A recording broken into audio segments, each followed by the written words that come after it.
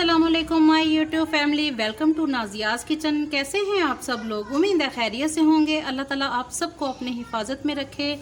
आज मेरे किचन में बनने जा रही है ईरानी चिकन कढ़ाई। बहुत ज़बरदस्त है, आसान रेसिपी है, थोड़ी डिफरेंट है। इसको ज़रूर ट्राई कीजिएगा। रेसिपी अगर आपको मेरी पसंद आए तो इसे लाइक कीजिए, शेयर कीजिए और मेरे चैनल को सब्सक्राइब कीजिए। तो चलते हैं अपनी रेसिपी की तरफ। बिस्मिल्लाहिर्रहमानिर्रहीम। रेसिपी का आगाज़ करते हैं। सबसे पहले मैंने लिया है ईरानी चिकन बनाने के लिए 1 kg चिकन और 3 अदद मीडियम साइज़ प्याज कटिंग कर लिए हैं और 4 अदद टमाटर लिए हैं इसमें, और 2 टेबलस्पून इसमें जाएगा अदरक का पेस्ट और 2 टेबलस्पून ही इसमें लहसुन का पेस्ट जाएगा। और ये हमने गार्निशिंग के लिए एंड पर रखा है।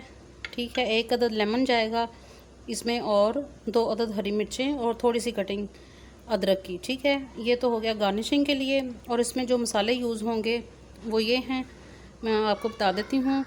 2 टेबलस्पून मैंने लिया है कोरिएंडर पाउडर यानी कि धनिए का पाउडर, और 1.5 टीस्पून मैंने लिया है ज़ीरा, 1.5 टीस्पून ही मैंने लिया है चिली फ्लेक्स और 1 टीस्पून ली है ब्लैक पेपर पाउडर और नमक लिया है हस्बे ज़रूरत।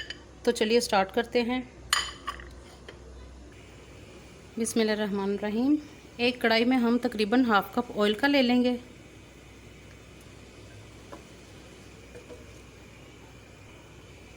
और फिर इसमें 3 अदद कटी हुई प्याज शामिल कर देंगे।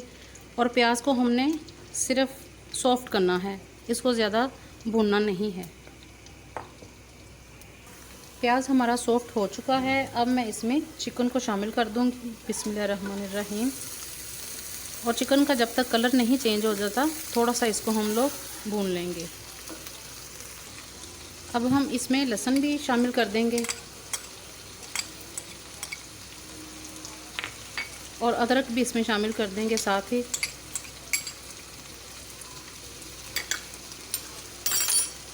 और इसको अच्छे तरीके से भून लेंगे।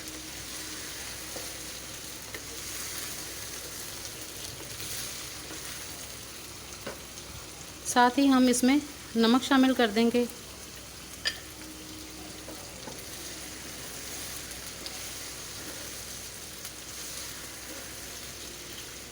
आंच अब इसकी हमने स्लो कर देनी है। ठीक है, सिर्फ 5 मिनट इसको भून के फिर इसको ढक के हम पकाते हैं। तो ये देखें चिकन ने अपना पानी छोड़ना शुरू कर दिया है। अब साथ ही इसमें हम टमाटर मिक्स कर देंगे। ठीक है,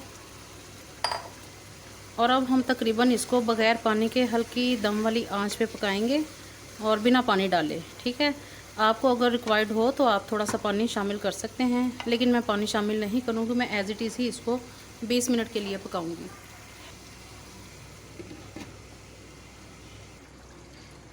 ये देखें गोश्त हमारा गल चुका है काफ़ी हद तक। ठीक है, टमाटर भी इसमें गल चुके हैं। अब मसाला डालने की बारी आती है। ये सारे जो मसाले हैं वो इसमें हम शामिल कर देते हैं और थोड़ी सी आंच को तेज़ कर लेते हैं। और ये जो पानी है इसका ये अब हम सुखा लेते हैं।